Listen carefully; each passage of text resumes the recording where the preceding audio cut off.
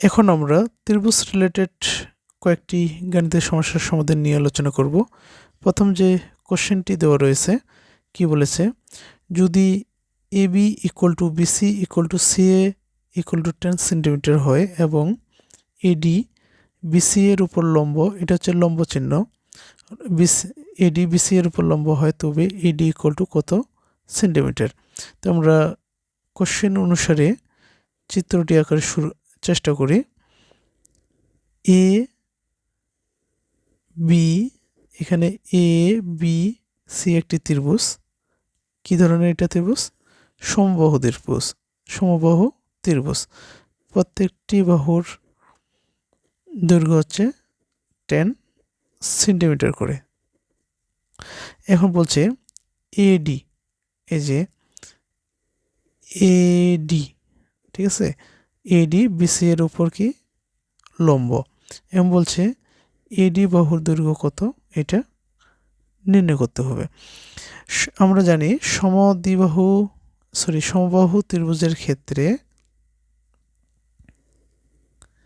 ক্ষেত্রে কোনো একটি শীর্ষবিন্দু হতে যদি বিপরীত বাহুর উপর লম্ব আঁকা হয়, তবে সেই লম্বটি বিসি বাহুকে সমান দুটি ভাগে ভাগ করে। তাহলে এই যে এডি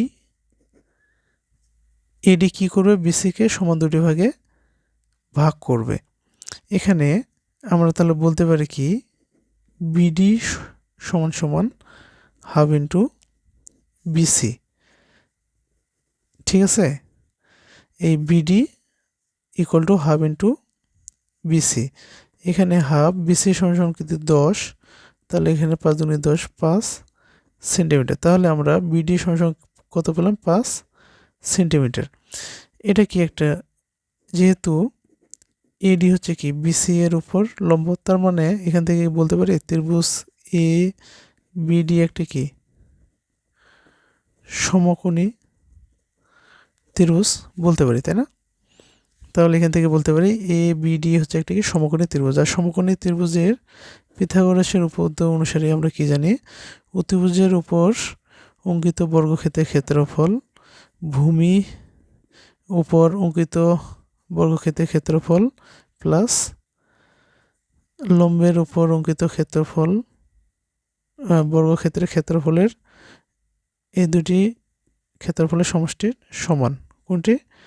এই যে অতিভুজের উপর অঙ্কিত বর্গক্ষেত্রের ক্ষেত্রফলটি লম্ব এবং ভূমির উপর অঙ্কিত বর্গক্ষেত্রের ক্ষেত্রফল দুটি সমষ্টির সমান। তাহলে এখান থেকে আমরা বলতে পারি এবি বলতে 10 স্কোয়ার, বিডি বলতে 5 স্কোয়ার, আর এডির মান তো আমরা নির্ণয় করব। তাহলে হচ্ছে কি 100 মাইনাস 25, তাই না, এডি স্কোয়ার, এটা হচ্ছে কি 75 equal to eddy square.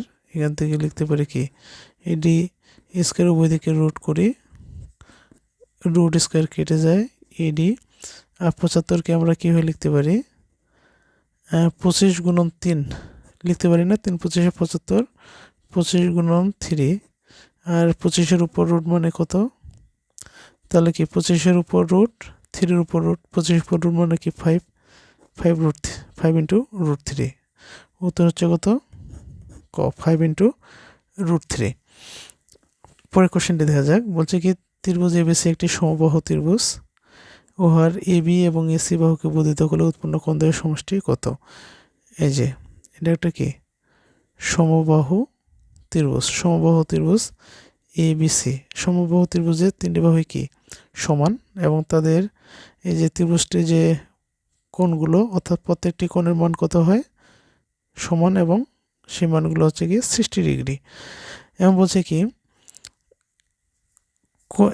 AB AC বাহুকে বর্ধিত করলে উৎপন্ন কোণদ্বয়ের সমষ্টি। তার মানে কি এবিকে আমি বর্ধিত করলাম, এসিকে বর্ধিত করলাম। এখন যে বহিস্থ কোণ দুটি উৎপন্ন হলো, এই কোণ দুটির সমষ্টি কত, এটা আমাদেরকে কি করতে হবে? নির্ণয় করতে হবে। আমরা কি জানি, কোনো একটি বাহুকে আমরা জানি ত্রিভুজের কি কোনো একটি বাহুকে বর্ধিত করলে যে বহিস্থ কোণটি উৎপন্ন হয় সেটা তার বিপরীত যে অন্তঃস্থ কোণ দুটি রয়েছে সেই কোণ দুটির সমষ্টির সমান। তার মানে এই কোণটা হবে কি, এই যে বিপরীত অন্তঃস্থ কোণ দুটি আছে এই দুটির সমষ্টির সমান, তার মানে 60 প্লাস 60।